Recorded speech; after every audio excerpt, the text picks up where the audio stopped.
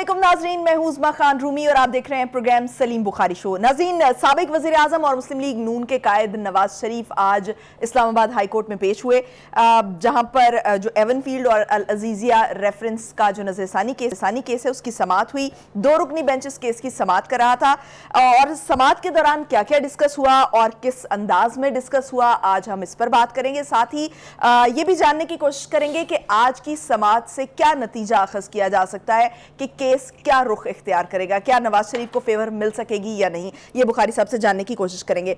इसके अलावा नाज़रीन, इलेक्शन में ताख़ीर के हवाले से बहुत सी अफवाहें इस वक्त सरगर्म हैं, किस हद तक इसमें सदाकत है और क्या ऐसा मुमकिन भी है, इस पर बात करेंगे। दूसरी तरफ गजा इसराइल जंगबंदी का आज चौथा और आखिरी रोज़ है, आगे क्या होने वाला है इस पर बात करेंगे। और नाज़रीन, सबसे आखिर में हम डिस्कस करेंगे कि बन्नू में एक अफगान शहरी ने फोर्सेस हमला किया है, किस तंजीम की तरफ से ये जिम्मेदारी कबूल की गई है और जो centre for research and security studies है उसकी तरफ से जो रिपोर्ट सामने आई है उसकी डिटेल्स भी आपके साथ शेयर करेंगे। अस्सलाम वालेकुम बुखारी साहब। जी वालेकुम अस्सलाम, कैसी हैं आप? बुखारी साहब मैं ठीक हूँ। बुखारी साहब, आज की जो समाअत का अहवाल है वो आपके सामने है, किस तरह से देखते हैं आज की समाअत को और आर्गूमेंट्स के तबादले को? थैंक यू वेरी मच जनाब। आप एक तो लाहौर के फॉग का आपने तज़किरा नहीं किया, फॉग कह रहा हूँ, स्मॉग का बहुत बुरे हालात हैं। आज पाकिस्तान लाहौर जो है फिर दुनिया में सबसे टॉप पर था स्मॉग के हवाले से, बहुत डेंजरस सूरत हाल है। सूबाई हुकूमत की तरफ से कोशिश तो बहुत की जा रही हैं, अल्लाह करे कि कामयाबी हो। स्कूल बंद कर दिए उन्होंने, लोगों का स्मार्ट लॉकडाउन लगा दिया है मुख्तलिफ शहरों में जी। तो इससे अपने आप को आप भी बचाएं और सबको ही बचाना चाहिए, हम अपने नाज़रीन से भी कहेंगे। आ जाइए जनाब आपके सवाल की तरफ। देखिए, 2-3 तरह की जो जिसको कहते हैं कोर्ट प्रोसीडिंग्स हो रही हैं। एक तो नवाज शरीफ साहब हैं जिनकी अपीलें दोबारा जो है वो रिवाइव हो गई हैं और वो इस्लामाबाद हाई कोर्ट में पेशी भुगत रहे हैं। आपकी मुस्कुराहट मानी खेज है। जी मैं आ रहा हूँ उसी तरफ जी।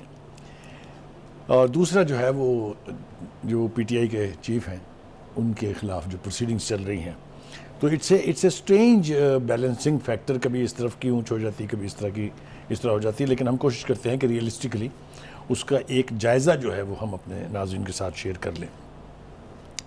देखिए जी, पहली बात तो ये है कि हमें ये रिकॉल करना पड़ेगा कि नवाज शरीफ के ख़िलाफ़ केसेस किस तरह, किस माहौल में और किस नौयत के बने थे।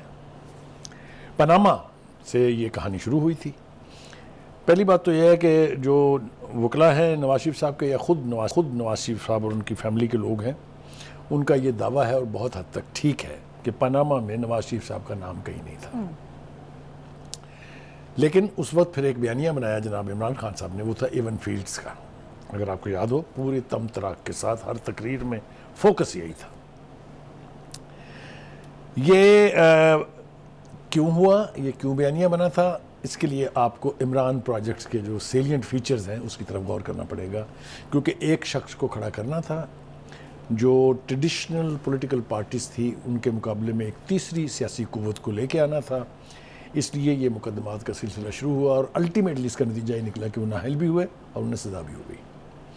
अब इस हवाले से अगर हम उस वक्त के जजों के रवैये की बात ना करें तो मेरे ख्याल से थोड़ी ज़्यादती हो जाएगी। आपको याद होगा कि कुछ जजेस ऐसे भी थे सुप्रीम कोर्ट के जिन्होंने पुकार के कहा खान साहब के, ये बाहर सड़कों के ऊपर आप क्या कर रहे हैं, हमारे पास लेके आए, हम फैसला करते हैं इसका।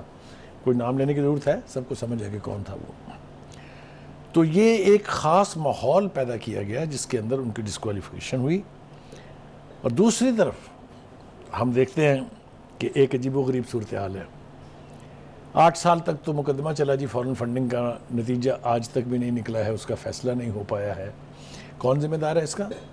कुछ तो पीटीआई और खान साहब खुद हैं जिन्होंने कभी वकील नहीं है, कभी जब जज पर एतबार नहीं है, कभी इस अदालत पर एतबार नहीं है, कभी हम बाइकआउट करते हैं, डिलेइंग टैक्सेस। 8 साल हो गए हैं। जैसा भी फैसला हो, चाहे खान साहब के हक़ में हो, लेकिन फ़ैसला उसका होना चाहिए। अब हमें तवक्को है कि शायद ऐसा जो है वो हो जाए, लेकिन ये एक रविश है। इसी तरह से आप देखिए फॉरेन फंडिंग को छोड़ दीजिए, आप आ जाइए उस पर ये जो अपने तोशाखाना वाला केस है, वो भी ओपन एंड शट केस था। आइदर वे, या खान साहब को बरी कर दें आप या उनको सज़ा दे दें, जो भी करना है, लेकिन वो लटका जा रहा है। कभी इस अदालत में नहीं जाना, कभी हमने यहाँ नहीं जाना, कभी हमने यहाँ नहीं जाना, बेपनाह वो। बहुत सारे मुकदमात की यही नौयत है, अलावा 9 मई के, वहाँ नहीं चली है किसी की भी। मगर बाकी जितने मुकदमे हैं, चाहे वो टेहरान खान का है, चाहे वो कोई भी है, وہ ڈریگ ہوتے رہے ہیں. نہ صرف عمران خان صاحب بلکہ ان کے جتنے بھی ساتھیوں کے اوپر مقدمات ہوئے وہ بھی کسی کا بھی فیصلہ نہیں ہوا, سزا کسی کو نہیں ہوئی. تو کیا آپ کو لگتا ہے کہ کہیں نہ کہیں سے آج بھی خان صاحب کو پروٹیکٹ کیا جا رہا ہے؟ میں عرض کروں ایک تاثر یہ ہے کہ جناب ابھی بھی ان کی سہولت کاری عدالتی حد تک جو ہے خاص طور سے سپریم کورٹ سے نیچے نیچے ہو رہی ہے. ہم نے بہت سارے فیصلے دیکھے ہیں, ان کا تذکرہ کرنا یہاں ضروری نہیں ہے. جس طریقے سے ریلیف دینے کی کوشش کی جا رہی ہے یا ریلیف انہیں مل رہا ہے وہ نارمز کے بھی خلاف ہے, پروفیشنل ایتھکس کے بھی خلاف ہے. تازہ مثال اس کی ہم لے لیتے ہیں کہ عدالت نے سب سے پہلے ان کے خلاف وہ جو کیس تھا عدت میں نکاح کرنے کا اس کو خارج کیا, ایک بڑے کیس میں جو اتنی کنٹروورسی تھی, اتنی ہائپ کریٹ کی گئی. وہ تو دوسری بات ہے نا کہ جی خاور مانیکا صاحب کود گئے ہیں اب اس کے اندر, اور وہ اب اڈلٹری کا چارج لگا رہے ہیں خان صاحب کے اوپر کہ جی عدت پوری نہیں ہوئی تھی, اس کے دوران ان کے ناجائز تعلقات وغیرہ وغیرہ, اللہ معاف کرے. لیکن وہ اب ارریلیونٹ آدمی نہیں ہے کہ ایک شہری نے درخواست دے دی ہے, ہی از اے فارمر ہسبینڈ جو سمجھتا ہے کہ اس کی یعنی ہسبینڈ ہوڈ کے دوران جو ہے کسی نے تعلقات قائم کیے, اور وہ اس کے اوپر کوئی, اس پہ بھی تو کوشچن ہے نا. آپ یہ دیکھیں کہ پہلے جب خان صاحب کا اپنا دور تھا اور جب یہ معاملات طے پا رہے تھے تو اس وقت تو بڑی تعریفیں کی جاتی تھیں کہ بشرا بی بی جو ہیں بہت پاکیزہ ہیں, اور آج اگر یہ معاملہ کیا جا رہا ہے تو یہ سب کچھ لوگوں کے سامنے ہے. قسم دینے کے لیے تیار ہوں. انہوں نے پریس کانفرنس میں کہا تھا خود خاور مانیکا صاحب نے کہ میں اس کی پاک بازی کی قسم دینے کے لیے تیار ہوں. لیکن وہ کہتا ہے نا کہ جب صبح شام کے وقت بدلتے ہیں تو حالات اور ہر چیز بدل جاتی ہے. تو وہ اس وقت وہ ریلیونٹ تھا, اس وقت یہ ریلیونٹ ہے. یہ ریلیونٹ اس لیے ہے کہ دا پاور دیٹ بھی, ہم کسی کو کی طرف انگلی نہیں اٹھا سکتے ہیں, وہ نہیں چاہتے کہ خان صاحب کو اوپن فیلڈ دی جائے اور وہ کھل کے کھیلیں. اور اس کی وجہ ان کی صرف خواہش نہیں ہے, کچھ ایسے اقدامات ہیں خان صاحب کے اور پی ٹی آئی کے جن کی وجہ سے انہیں یہ بھگتنا پڑ رہا ہے. 9 مئی کو میں نے ابھی علیحدہ کر دیا, بالکل اس کا ذکر ہی نہ کریں آپ, کیونکہ وہ تو ایک ایسا جرم ہے کہ وہ کوئی بھی پارٹی سسٹین نہیں کر سکتی, جتنی مرضی وہ پاپولر ہو, جتنی مرضی اس کے روٹس جو ہیں عوام میں ہوں. فوج کے ساتھ براہ راست متھا لگا کے براہ راست اس کی رٹ کو چیلنج کر کے آپ پاکستان میں سیاست نہیں کر سکتے. نہ ماضی میں ہوئی ہے, نہ آئندہ کسی نے ہونے دینی ہے, یہ بالکل طے ہے. نواز شریف صاحب نے تو صرف زبان استعمال کی تھی نا, تو 3 حکومتیں قربان کرنی پڑی, چوتھی دفعہ وہ دھکے دے کے نکالے گئے. یہ بات ٹھیک ہے نہیں؟ جی ٹھیک ہے. تو اس لیے یہ بالکل طے ہے کہ 9 مئی کو ان روٹین کے کیسز سے آپ ہٹا دیں. ٹھیک ہے. اچھا بخاری صاحب, ابھی سائڈ بائی سائڈ 2 بڑے جو پولیٹیکل پارٹیز کے ہیڈز ہیں ان پر کیسز چل رہے ہیں. ایک طرف میاں نواز شریف پر چل رہا ہے, دوسرا خان صاحب پر چل رہا ہے. سائڈ بائی سائڈ چل رہے ہیں, یعنی کہ ان کے دور میں بنائے گئے جو نواز شریف کے کیسز تھے جو خان صاحب کے دور میں بنائے گئے تھے. لیکن جو اس دور میں کیسز بنائے گئے تھے, آج اگر عدالتیں نواز شریف کے حق میں بھی فیصلہ کر دیتی ہیں, ہم سپوز کر لیتے ہیں کہ ان کے حق میں فیصلہ کر دیتی ہیں, تو کس طرح سے جو خان صاحب پر بنائے ہوئے کیسز ہیں وہ عوام میں اس کا تاثر کہ یہ بھی سیاسی انتقام کے طور پر نہیں بنائے جا رہے, یہ عوام میں یہ تاثر کیسے بلڈ کریں گے اس بات کے اگینسٹ, مطلب بلکہ آپ کی بات جو ہمیشہ آپ مجھے کوٹ کرتے ہیں کہ اب جو کیسز بنائے جا رہے ہیں وہ بڑے سالڈ ہیں, سالڈ گراؤنڈز پہ, اگر ہم اس کو مان بھی لیں تو عام عوام میں کیا تاثر؟ دیکھیے ہم بات یہاں پر تاثرات کی تو کر ہی نہیں رہے. میں نے آج جو گفتگو کی ہے وہ تاثرات نہیں ہے. میں ایسا کیوں کہہ رہا ہوں, ذرا 2-3 جملے مجھے عرض کرنے دیجیے. نہ چارج صحیح فریم ہوا, نہ نیب کو پتا تھا کہ شواہد کیا ہے. چیف جسٹس عامر فاروق, یہ تاثر نہیں ہے, سوشل میڈیا نہیں ہے, یہ سٹنگ جج کہہ رہا ہے جو اس کیس کو سن رہا ہے. آگے چلیے. وکیل امجد پرویز نے کہا ہمارا موقف بھی یہی ہے کہ چارج غلط فریم ہوا. سنتے جائیے. جسٹس میاں گل اورنگزیب نے پوچھا کیا نیب نے کہیں اپنا مائنڈ بھی استعمال کیا ہے کہ کچھ اس کی سمجھ میں آیا؟ یہ جو ریمارکس ہیں, یہ جو آبزرویشنز ہیں, یہ بتا رہی ہیں آپ کو کہ کیس کس طرف جا رہا ہے. بخاری صاحب یہ میں اور آپ سمجھتے ہیں نا, ہم ان کی ڈیٹیلز پڑھ رہے ہیں یا سن رہے ہیں, لیکن جو چیز لوگوں میں بار بار کہی جا رہی ہے, جس طرح سے خان صاحب کا ایک وہ کلٹ ہم کہہ رہے ہیں کہ پیدا ہوا ہے, تو پھر وہ اس کلٹ کا جو مائنڈ سیٹ ہے وہ کیسے چینج؟ میں اس کلٹ کی طرف آنے والا تھا, ابھی آ جاتے ہیں اس کی طرف, لیکن پہلے تھوڑا سا یہ تاثر جو ہے اس کو ظاہر کر لیجئے. پہلی بات تو یہ ہے کہ سب سے زیادہ شور نواز شریف کے اس وقت لاڈلا ہونے کا مچایا ہے پاکستان پیپلز پارٹی نے, بلاول بھٹو زرداری نے اور آصف زرداری دونوں نے مل کے, اور ان کے باقی کے لیڈرز نے بھی, چاہے وہ نیر بخاری ہیں, چاہے وہ خورشید شاہ ہیں, نیم دم. ٹھیک ہے. جو تاثر اس وقت پی ٹی آئی دینا چاہ رہی ہے اس کے بارے میں تھوڑی سی وضاحت ضروری ہے. عمران خان صاحب کسی جرم کے مرتکب ہوئے ہیں یا نہیں ہوئے ہیں، ان کے فالوورز جو پرسنالٹی کلٹ کا کراؤڈ ہے وہ سمجھتے ہیں the king does no wrong, کہ ہمارے لیڈر نے کوئی غلطی نہیں کی ہے. آپ کتابیں لکھوا لیں، آپ کنفیشنز کروا لیں، آپ پریس کانفرنسز کروا لیں، وہ کہتے ہیں no he is Nelson Mandela, he is Mahatma. ہو رہی ہے کوشش کہ نہیں ہو رہی ہے؟ They live in a bubble. Whatever is said on the social media they start believing it. ان کے پاس ٹائم نہیں ہے یہ کوشش کرنے کا کہ پتہ کریں یہ بات ٹھیک بھی ہے کہ نہیں ہے. اس کی میں بہترین مثال آپ کو دوں. ہمارے ایک سینئر ساتھی تھے، اس وقت لندن میں ہیں. انہوں نے ایک آسٹریلین کرکٹ کے لیٹر ہیڈ پر، یعنی جو وہاں کی بورڈ ہے اس کے لیٹر ہیڈ کے اوپر ایک انہوں نے ٹویٹ کی اور کہا کہ جی آسٹریلیا نے جو اپنی ٹرافی ہے وہ عمران خان صاحب کے نام کر دی ہے، اور انہوں نے عمران خان صاحب کو مدعو بھی کر لیا کہ آ جائیں آپ، ہم نے ایک تقریب کرنی ہے. فیک، ایبسلوٹ لائی، اے پیک آف لائی. تو آپ ذرا کسی پی ٹی آئی والے سے منوا کے دکھائیں مجھے کہ یہ جھوٹ ہے. دے اسٹارٹ بلیونگ اٹ. ٹھیک ہے، لیکن معاملہ تو یہ ہے نا کہ ہم اپنے جو عوام ہے اس کو ایجوکیٹ اس طرح سے کر میں عرض کروں، دیکھیں آپ یا تو ریالٹی کی دنیا میں رہیں گے یا پھر اسی ببل میں رہیں گے جس کا میں نے تذکرہ کیا ہے. ببل تو کسی وقت بھی پھٹے گا، اس نے تو پھٹنا ہے. So you have to be in a real world. جو گراؤنڈ ریالٹیز ہیں وہ آپ کو ماننی چاہیے. دیکھیے عدالتوں کے حوالے سے ایک خاص رویہ رہا ہے پی ٹی آئی کا، جس کا میں نے ابتدا میں ذکر کیا، تھوڑی تفصیل سے بات کر لیتے ہیں. وہ کھیل رہے ہیں ٹیکنیکل گراؤنڈز پر. وہ مقدمے کی نوعیت پر نہیں جاتے ہیں، وہ شواہد جو موجود ہیں اس پر نہیں جاتے ہیں، وکیل کیا کہہ رہے ہیں دوسری طرف سے attorney general they don't bother. ان کا وکیل کیا کہہ رہا ہے، خان صاحب نے کیا کہلوایا ہے، that is what they start believing. یہ ہو رہا ہے. بٹ یہ بھی آرٹیفیشل ہے نا، یہ ریئلسٹک نہیں ہے. ایک بات ہوگی. دوسری طرف یہ ہے کہ جو سب سے پریشانی کی بات ہے وہ یہ ہے کہ خان صاحب کے لیے مشکلات بڑھ رہی ہیں، کم نہیں ہو رہی ہیں. دیکھیں جناب، ایک تو یہ کہ آپ نے دیکھا کہ جیل میں ملاقات کے لیے گئی تھی بشرا بی بی. جی کیا ہوا؟ باہر نعرے بازی ہوئی. پہلی دفعہ گراؤ ہوا کار کا، پہلی دفعہ خان صاحب کے خلاف نعرے لگے باہر. یہ مشکلات میں اضافے ہیں. آگے چلیے جی. اکبر ایس بابر صاحب وہ کہتے ہیں بھائی پارٹی تو میری ہے، میں فاؤنڈنگ ممبر ہوں اس کا، بھائی میں تو الیکشن کراؤں گا پارٹی میں. دیٹ مینز وہ بھی انٹری دے رہے ہیں. تو ایوری پاسنگ مومنٹ ان کی مشکلات میں اضافہ ہو رہا ہے.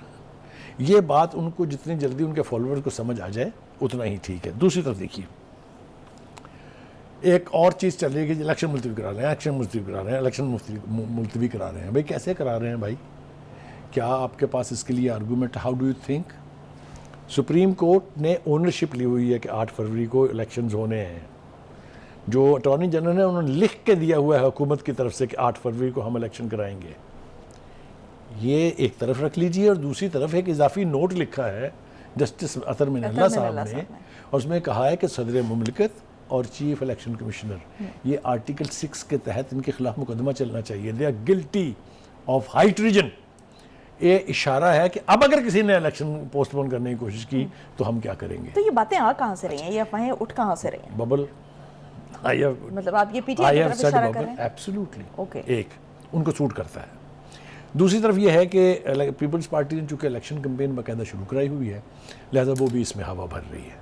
بٹ ایک تیسرا پہلو بھی ہے، وہ ہے کہ مولانا فضل الرحمان صاحب، ان کی پارٹی اور اسٹیبلشمنٹ کے کچھ حلقے، ان کا خیال یہ ہے کہ اکانومی ٹھیک نہیں ہے، اور مولانا صاحب کا اضافی موقف یہ ہے کہ سردی بہت ہوتی ہے، برف پڑ رہی ہوتی ہے، اس لیے الیکشن فروری میں نہ ہو. اب ہم کیا سن رہے ہیں؟ کسی نے کہا کہ جی یہ اپریل تک ملتوی ہو گیا. ہمارے ایک ساتھی ہیں، دوست ہیں ہمارے، ویل انفارمڈ ہیں، نام سمجھ آ جائے گا میرے خیال سے ہمارے جو باقاعدہ ناظرین ہیں. تو وہ چونکہ اسٹیبلشمنٹ کے اور خاص طور سے ملٹری اسٹیبلشمنٹ کا حصہ رہے ہیں خود سے، تو ان کا کہنا یہ ہے کہ جی یہ اپریل میں ہوں گے الیکشن. پھر ایک تیسرا سورس بھی ہے، وہ یہ کہتے ہیں جناب یہ ہوں گے اگلے سال اگست میں. تو یہ ساری باتیں پھیلائی جا رہی ہیں. مجھے نہیں لگتا کہ صورتحال ایسی ہے یا عدلیہ کا رویہ ایسا ہے کہ یہ الیکشن جو ہے ایک دن کی بھی تاخیر اس میں ہو. کہیں اس قسم کی باتیں ریئیکشن چیک کرنے کے لیے تو نہیں ہو رہی کہ اگر اس قسم کا اگر فیصلہ کیا جاتا ہے کہیں سے بھی تو اس پر ریئیکشن کیا آئے گا؟ اس کو پہلے ذرا گوسپس کی صورت میں پھیلا کے دیکھ لیتے ہیں. ہاں میرے خیال سے فیلر چھوڑے جاتے ہیں. یہ اس طرح کے فیلرز ہوتے ہیں گیج کرنے کے لیے کہ پبلک ریئیکشن کیا ہوگا. لیکن میرے خیال سے اب اتنا اتنی ہارش ریالٹیز ہمارے سامنے ہیں، کورٹ کی پوزیشن ہمارے سامنے ہے، الیکشن کمیشن کی پوزیشن ہمارے سامنے ہے، پارٹیاں ساری جو ہیں وہ تو کہہ رہی تھی 90 دن میں کرائیں. تو اس سے آگے کی تاخیر تو میرا نہیں خیال کہ کوئی بھی political party can have the guts to own کہ ہاں جی تھوڑے سے الیکشن تاخیر کر لیں. مجھے نہیں لگتا کہ یہ تاخیر ہونے والی ہے. تو کیا ایک یہ جو بات زبان زد عام بھی ہے کہ جو پی ٹی آئی ہے اس کا جو پاپولیرٹی ہے وہ اتنی زیادہ ہے کہ اس وقت جو مختلف حلقے ہیں وہ اس سے دیکھیے تھوڑا سا آپ پھر ایک بہت اہم سمت میں اشارہ کر رہے ہیں. جو ایک تاثر دینے کی کوشش کی جا رہی تھی کہ چونکہ خان صاحب جیل چلے گئے ہیں اور ان کی پارٹی بکھر گئی ہے، لوگ دوسری جماعتوں میں چلے گئے، نئے دھڑے بن گئے ہیں، تو پی ٹی آئی ختم ہو گئی ہے. میرے خیال سے دے مسٹ بی ریئلسٹک. ایسا کچھ نہیں ہوا ہے. خان صاحب کی پارٹی ابھی موجود ہے اور اس کی بہترین مثال میں دے سکتا ہوں کہ شیر افضل مروت صاحب جو ہیں، جو وکیل ہیں بہت سے مقدمات میں خان صاحب کے، ان کے خلاف پارٹی میں بہت محاذر آئی ہے. آپ کو یاد ہوگا کہ شعیب شاہین صاحب کے ساتھ جو ان کی جنگ ہوئی تھی جس میں اس نے ان کو غدار کہا، اس نے اس کو بگوڑا کہا. انہوں نے کس کے ساتھ جنگ نہیں کی؟ ٹھیک ہے، انہوں نے بنو میں ایک ورکرز کنونشن کیا ہے. ذرا فوٹیج دیکھیے اس کی نکال کے، آپ کو پتہ چلے گا کہ پارٹی ابھی کھڑی ہے اپنی جگہ پہ. تو یہ غلط فہمی کہ چونکہ خان صاحب جیل میں ہیں تو پی ٹی آئی جو ہے اس کا وجود ختم ہو گیا ہے. یہ میرے خیال سے جتنی جلدی بخاری صاحب اصولی سٹینڈ تو پھر دوسری پارٹیز کو بھی لینا چاہیے نا.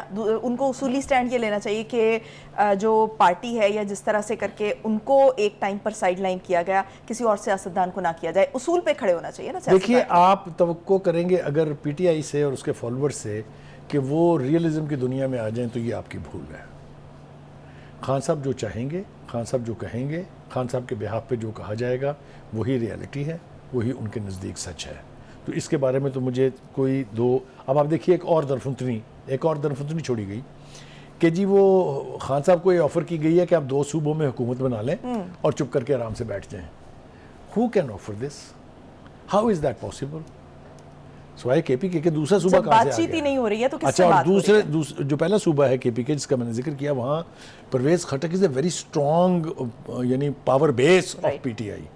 2 دفعہ اسی نے الیکشن وہاں جتوایا ہے. اس کے بعد دوسرے سٹیک ہولڈرز ہیں وہاں، جے یو آئی ہے، مولانا فضل الرحمان صاحب کا بڑا کلیم ہے، اے این پی ہے وہاں، اور پھر یہ ہزارہ ہو گیا، سوات ہو گیا، اس میں نون لیگ کی بڑی فالوئنگ ہے. تو کہنے کا مطلب یہ ہے کہ یہ جو اس طرح کی... میری گزشتہ دنوں ایک صحافی سے ملاقات ہوئی، وہیں کے پی سے آئے ہوئے تھے، تو انہوں نے کہا کہ جو خان والا فیکٹر ہے نا وہ بہت بڑا ہے. چاہے جو لوگ ہیں وہ بڑے تنگ ہیں کہ کے پی میں کام نہیں ہوا ہے، بلا شبہ بہت تنگ ہیں، لیکن وہ جو خان والا فیکٹر ہے وہ پھر میں عرض کروں اس بات کو تھوڑا اور آگے بڑھاتے ہیں. ہم جب یہ پروگرام کے حوالے سے میٹنگ کر رہے ہوتے ہیں تو وہ ہمارے جو ڈائریکٹر پروگرامز ہیں ان کا بھی یہی خیال تھا کہ یہ جو ایزمپشن ہے کہ جی all is well in the state of Denmark, چھٹی ہو گئی پی ٹی آئی کی، یہ تاثر ٹھیک نہیں ہے، یہ ریالٹی نہیں ہے. اور اگر یہ اسی غلط فہمی میں رہے کہ چونکہ پی ٹی آئی ایلیمنیٹ ہو چکی ہوئی ہے لہذا الیکشن ہمارا ہے، مار کھائیں گے، پچھتائیں گے. میں ذمہ داری سے کہہ رہا ہوں. ٹھیک ہے، مطلب اس کا دھیان رکھنا چاہیے دوسری پارٹیوں کو بھی، اور جہاں پر یہ خیال رکھا جانا چاہیے ان کو بھی. ناظرین بریک میں جائیں گے، بریک سے واپس آئیں گے اور نیکسٹ ٹاپک کی طرف بڑھیں گے. Stay tuned.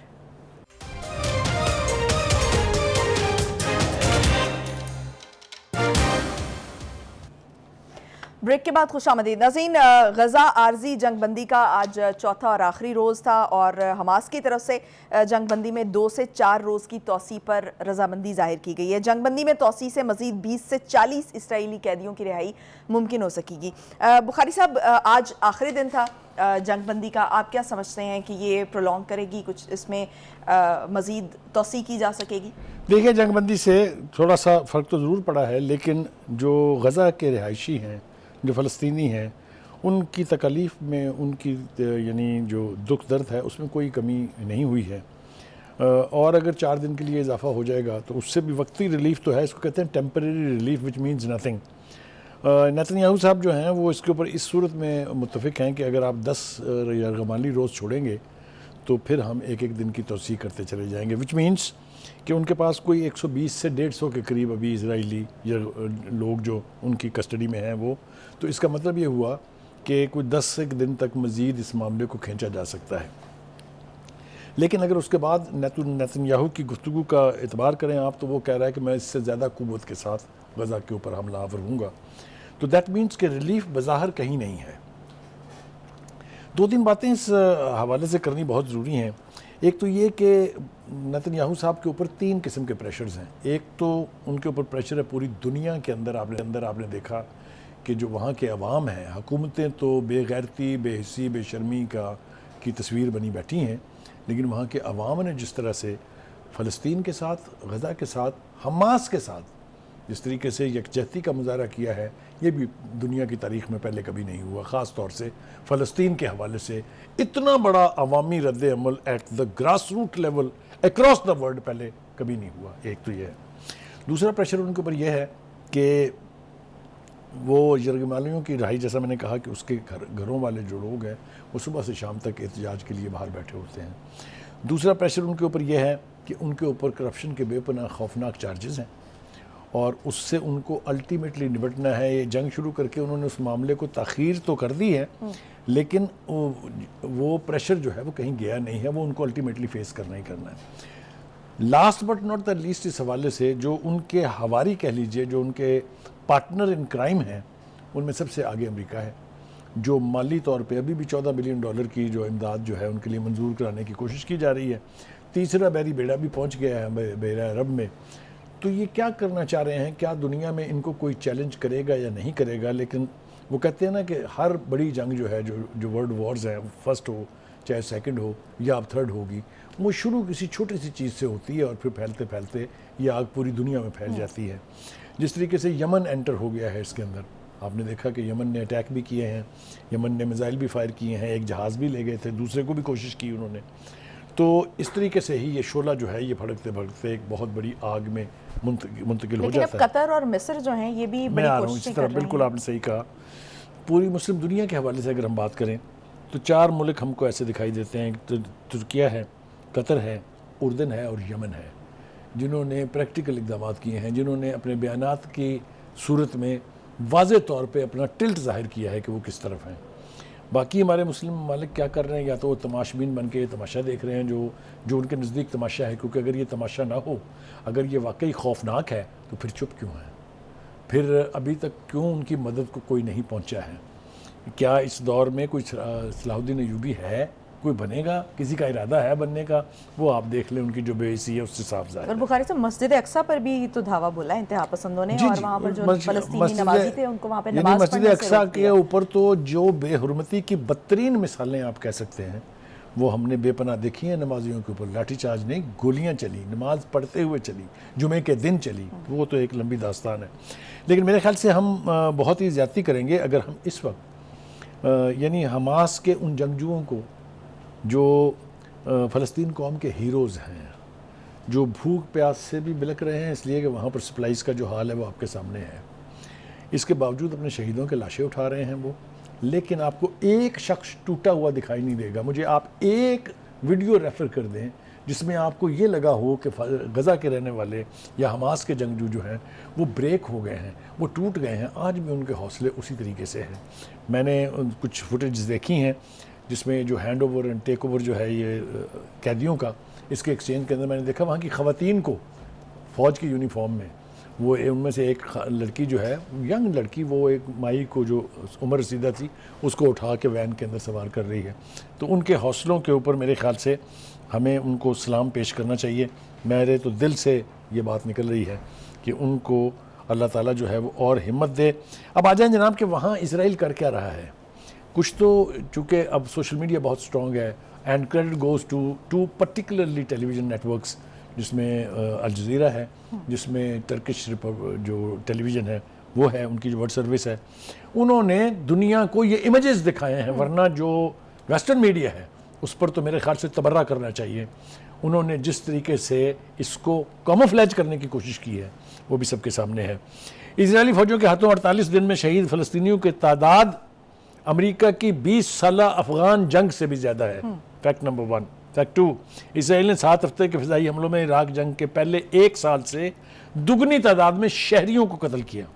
غزہ میں 48 دن میں شہریوں کی ہلاکتیں یوکرین جنگ میں 2 سال کی ہلاکتوں سے بھی زیادہ ہیں. اسرائیلی جیلوں میں فلسطینیوں کی لاشوں کو بھی قید پوری کرنی پڑتی ہے.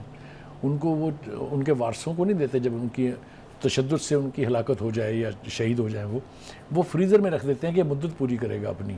یہ ہے ظلم کی وہ داستان جو یہ ہمیں مامے سناتے ہیں نا ہولوکاسٹ میں کیا ہوا تھا. انہیں ذرا یہ تصویر جو ہے وہ دکھانی چاہیے کہ وہاں پر کیا ہو رہا ہے. اب آ جائیں جناب دوسری طرف چلتے ہیں کہ اب کرنا کیا چاہیے. ایک تو یہ توقع ہے کہ یہ تھوڑا سا جو ریلیف آیا ہے اس کو رسپائٹ کہہ سکتے ہیں آپ, اٹس ناٹ اے ریلیف. جو رسپائٹ آیا because of this 4 days cease fire, ہماری خواہش بھی ہم دعا کرتے ہیں کہ یہ ایکسٹینڈ ہو اور یہ پرماننٹ سیز فائر میں کنورٹ ہو جائے. یہ بہت ضروری ہے اس لیے کہ وہاں نقصان شدید ہے. لوگوں کی لاشیں بے کفن ملبوں کے نیچے پڑی ہوئی ہیں. لوگ اپنے تو جو اس حوالے سے کوششیں کی جا رہی ہیں آپ کو لگ رہا ہے کہ وہ بارآور ثابت ہوں گی؟ دیکھیے وہی 2-3 ممالک جن کا ہم نے تذکرہ کیا ہے, خاص طور سے قطر اور ایجپٹ اور مصر, ترکی, یہ اس میں کوشش میں لگے ہوئے ہیں. ایک کرمنل ایکٹ تھا ایجپٹ کی گورنمنٹ کا, وہ تھا غزہ کو نہ کھولنا ایک طویل عرصے تک. وہ اب بھی کھولا ہے تو وہ اسرائیل کی مرضی کے ساتھ ہے, وہ مرضی سے نہیں کھولا ہے ایجپٹ نے, تو انہیں حوصلہ کرنا چاہیے. دیکھیے جہاں یہ کہا جاتا ہے نا کہ وہ بہت نازک علاقہ ہے, ایک اور بات ہم اپنے ناظرین کو بتاتے چلیں کہ اس وقت ایجپٹ اسرائیل کا سب سے بڑا گیس سپلائر ہے. اگر ایجپٹ گیس بند کر دے تو the life will come at a standstill in Tel Aviv. اچھا بخاری صاحب, ایک پریکٹیکل گراؤنڈز پہ اب بات کر لینا کہ حماس جو ہے وہ کب تک فائٹ کر سکے گا, کیونکہ جو دنیا ہے جو جس طرح سے اس کو سٹینڈ کرنا چاہیے تھا پیلسٹائن کے ساتھ اس طرح سے وہ ریئیکٹ نہیں کر رہی ہے, یا جس طرح سے ہم نے دیکھا کہ امریکہ نے جس طرح سٹینڈ لیا یوکرین کے معاملے پر, تو حماس کب تک فائٹ کر سکے گا؟ میں ایک بات آپ سے عرض کروں, 2 چیزیں ذہن میں رکھنی ہیں آپ کو, ایک حماس اور دوسرا حزب اللہ. اگر ہم یہ تصور کر لیں کہ بس یہ وہی لوگ ہیں جو وہاں غزہ میں تھے یا وہی لوگ ہیں جو لبنان میں ہیں, تو یہ مس نومر ہے. غزہ کے لوگ اور فلسطینی اور خاص طور سے حماس کے لوگ آر اکراس دا ورلڈ. جس ایک خاندان سے ایک لاش اٹھی ہے اس کے 20 افراد دشمن ہیں, اسرائیل کے, امریکہ کے اور ان کے تمام تر سرپرستوں کے. اگر کوئی یہ سمجھ رہا ہے کہ آخری حماس کے بندے کی لاش جو ہے وہ غزہ سے نکال کے پھر امن ہو جائے گا, تو یہ نیتنیاہو کو بھی بھول جانا چاہیے اور اسرائیلی قوم کو بھی بھول جانا چاہیے. This bleeding wound will continue to bleed everywhere where there is a Zionist, where there is a Jew. خاص طور سے وہ جو سیٹلرز تھے جنہوں نے وہاں وہ گنڈا گردی کی ہے. آپ کو یاد ہے کہ ویسٹ بینک کے طریقے سے لوگوں کو اپنی فصلیں کاٹتے ہوئے پکڑ کے ہلاک کیا ہے اور شہید ہوئے ہیں وہ لوگ.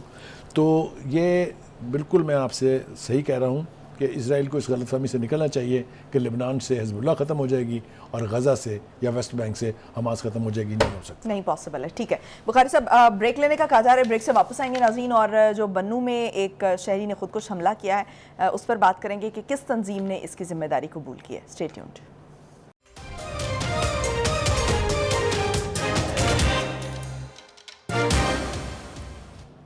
بریک کے بعد ایک مرتبہ پھر سے خوش آمدید. بخاری صاحب, جو بنو میں فورسز پر افغان شہری نے خودکش حملہ کیا ہے, کس گروپ نے ذمہ داری قبول کی ہے؟ دیکھیے اس کا کسی فارمل گروپ نے یا کسی باقاعدہ گروپ نے تو ذمہ داری قبول نہیں کی ہے, لیکن جو اس کی شناخت ہے اس سے پتہ چلتا ہے کہ وہ کون سے گروپ سے تعلق تھا. اس کا حملہ آور کی شناخت جو ہے وہ افغان شہری کے طور پر ہوئی ہے جس کا تعلق کالدم ٹی ٹی پی کے حافظ گل بہادر گروپ سے بیان کیا جا رہا ہے. جی ٹھیک, تو سمجھ میں آ جاتی ہے نا بات صاف ستھری کیا ہے. دیکھیے میں اس حوالے سے آپ نے یہ اچھا کیا کہ یہ سوال چھیڑ دیا ہے اس پروگرام میں. میرے خیال سے ایک ہمارا جو انسٹیٹیوٹ ہے centre for research and security studies, اس کی ایک رپورٹ ہے, وہ میرے خیال سے ہم اپنے ناظرین کے ساتھ اگر شیئر کر لیں تو کافی صورتحال جو ہے وہ واضح ہو جائے گی. انہوں نے کہا جی کہ ان کی رپورٹ کے مطابق رواں سال ستمبر کے مہینے تک پاکستان میں شدت پسندی کے 450 واقعات ہوئے ہیں, اور اس رپورٹ میں یہ بھی کہا گیا کہ رواں سال کی دوسری سہ ماہی میں شدت پسندی کے واقعات میں 284 ہلاکتیں ہوئی. اب آپ غور سے سنتے جائیں, سال کی تیسری سہ ماہی میں ان کی تعداد بڑھ کر 445 ہو گئی, اور اس طرح 3 ماہ میں ان واقعات میں 57% اضافہ ہوا ہے. الارمنگ ہے یہ, اٹس الارمنگ. 57%. آگے سنیں, رپورٹ کے مطابق ستمبر تک ہونے والے واقعات میں 386 سیکورٹی اہلکار جو ہیں وہ انہوں نے جان کی بازی ہار دی ہے, اور 333 عام شہری جو ہیں انہوں نے اپنی جان کا نذرانہ پیش کیا ہے, جبکہ 368 شدت پسند بھی ہلاک ہوئے ہیں.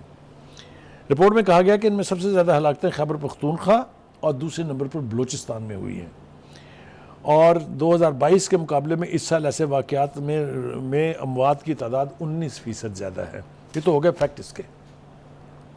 دیکھیے گزارش یہ ہے کہ ایک طویل عرصے سے آپ کو یاد ہے 2 ہماری مسلح افواج نے آپریشن لانچ کیے تھے، وہ پولیٹیکل گورنمنٹس کے دوران ہی۔ ایک تھا آپریشن ضرب عضب، دوسرا تھا آپریشن عدل الفساد۔ یہ بہت بڑے آپریشنز تھے جس کے اندر میں سمجھتا ہوں کہ 90% پلس تک دہشت گردوں کا خاتمہ ہو گیا تھا۔ اس کے بعد 2018 کے الیکشن میں جو پارٹی جیت کے آئی، انہوں نے پہلا کام یہ کیا کہ جو سزائیں بھگت رہے تھے ٹی ٹی پی کے لوگ، ان کو رہا کیا جیلوں سے پریزیڈنشل ڈکری کے تحت۔ پھر وہاں سے باقاعدہ نیگوشیٹ کر کے، جس کی قیادت جو ہے وہ بیرسٹر سیف کر رہے تھے، لوگوں کو وہاں سے لا کے بسایا گیا کے پی کے میں، ٹھیک ہے۔ اس سے بھی پیچھے چلے جائیں آپ کو تو آپ کو یاد ہے مہاتما خان صاحب ان کے دفاتر یہاں کھولنے کا باقاعدہ جلسوں میں اعلان فرما چکے تھے، اور اسی لیے ان کا نام بھی طالبان خان پڑ گیا تھا، اگر آپ کو یاد ہو۔ جی تو اس رویے نے اس نیا فیز جو ہے جس میں یہ ہم واقعات اب دیکھ رہے ہیں، یہ ساری کارروائیاں جو ہیں یہ انسٹرومنٹل ہوئی ہیں آج کی اس صورتحال کی۔ خوشی اس بات کی ہے کہ جو ہماری سیکورٹی ایجنسیز ہیں انہوں نے تو یہ طے کر لیا ہے، دس وے اور that way they will go for the last person. اسی سلسلے کی کڑی ہے یہ کہ جتنے بھی غیر ملکی تھے، یہ بدقسمتی کی بات ہے کہ کابل حکومت نے اس کو افغان سپیسیفک سمجھ لیا۔ ایسا نہیں ہے، جس بھی قومیت کا، جس بھی ملک کا شہری یہاں ہے اور اس کے پاس ڈاکومنٹ نہیں ہے، اس کو نکالا جا رہا ہے۔ بے پناہ مثالیں دی جا سکتی ہیں، ٹھیک ہے۔ اچھا، اس سے اس ریزالو کا پتہ چلتا ہے کہ ہماری سیکورٹی ایجنسیز اب یہ ٹالریٹ کرنے کے لیے تیار نہیں کہ لوگ اکراس دا بارڈر سے آئیں، ہماری قوم کو بلیڈ کر کے، لاشیں گرا کے اور چپ کر کے واپس چلے جائیں۔ تو ابھی جو لاسٹ جو کانفرنس ہوئی ہے کور کمانڈرز کی، اس میں بھی یہ ریزالو تھا کہ zero tolerance for those who spoil the law and order situation in Pakistan. میں سمجھتا ہوں کہ ہمیں اس حوالے سے ضرور اپنے سننے والوں کو، ہمارے ناظرین کو اور پوری قوم کو یہ میسج ضرور دینا چاہیے کہ اب شاید اگر یہ ریزالو اسی طرح قائم رہتا ہے، اسی طرح سے کارروائیاں ہوتی ہیں اور پوری قوم ساتھ دیتی ہے، سارے ادارے جو لا انفورسرز ہیں وہ ایک پیج پر آ جائیں، تو کوئی وجہ نہیں ہے کہ اس فساد کا اس سرزمین سے خاتمہ کیا جا سکتا ہے۔ میرے خیال سے ہم اس پروگرام کی وساطت سے ایک اپیل کر دیتے ہیں ان سارے سٹیک ہولڈرز سے کہ خدا کے لیے پاکستان کی بقا کی خاطر، پاکستان کے مستقبل کی خاطر ایک پیج پر آ جائیں، اور یہ دہشت گردی کی جو لعنت ہے جس نے پاکستان کی ترقی روکی ہوئی ہے، جس نے پاکستان میں فورن انویسٹمنٹ روکی ہوئی ہے، جس نے پاکستان میں شہریوں کا سکھ چین تباہ کیا ہوا ہے، اس سے نجات کے لیے ہم سب کو ہاتھ ملانے پڑیں گے، کاندھے سے کاندھا ملا کے، ایک پالیسی کنسسٹنٹ اور زیرو ٹالرنس، اس کے بغیر یہ کچھ نہیں۔ اور جو آنے والی گورنمنٹ ہے وہ بھی اس پر عمل دیکھیں نا، آپ ایسے قانون بنا جاتے ہیں جس پر آنے وقت 2/3 میجورٹی نہ ہو تو اس کو چھیڑ نہیں سکتی۔ اسی طرح کے فیصلے کر کے ان کو اتنا لیگل کور دینا چاہیے کہ کسی بھی آنے والی فرجائل حکومت کے لیے یہ ممکن نہ ہو کہ اس کو انڈو کرے، کہ وہ اپنی مرضی کے جو ہے وہ فیصلے کر سکے۔ ٹھیک ہے، بہت شکریہ بخاری صاحب۔ ناظرین، آج کے لیے اتنا ہی، مجھے دیجیے اجازت، کل ہوگی آپ سے دوبارہ ملاقات۔ پاکستان کی ہمیشہ پائندگی کی دعا کے ساتھ، اللہ حافظ و ناصر۔